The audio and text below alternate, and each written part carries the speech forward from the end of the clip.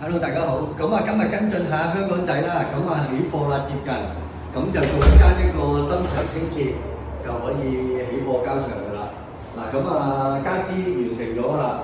咁呢個 C 字櫃啦，咁呢度都收咗做完過嘅呢個位置。咁啊，主要都係收納為主啦，呢個單位。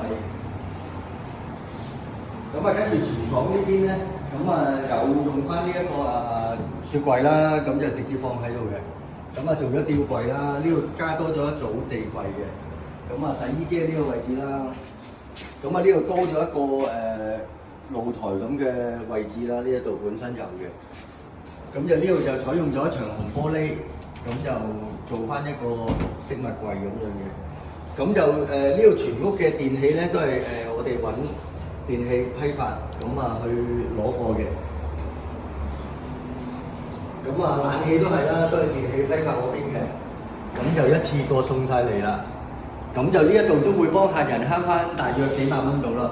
咁啊電視都係嘅。咁啊喺批發嗰邊，咁就批發我啦，會平啲嘅所有電器都。咁就主人房喺呢邊啦，都係一個全海景㗎啦，呢個單位。咁啊主人房望到海景嘅。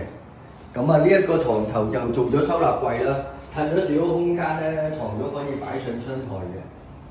咁啊有一個到頂衣櫃啦，呢度加咗個吊櫃啦。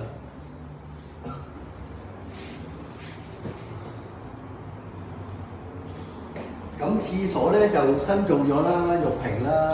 咁啊 TGC 都代買咗一個爐嘅，都喺電器批發嗰度攞噶啦，同埋浴室寶都係。咁啊呢度吊櫃位啦，咁一個廁所地櫃啦。咁啊浴屏就新做嘅。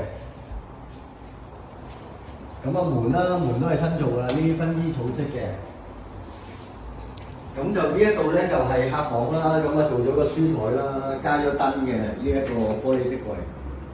咁就床頭有個櫃啦，咁一張單人床，咁就呢邊衣櫃。咁呢一個雲石我哋都係一件大料過開出嚟嘅。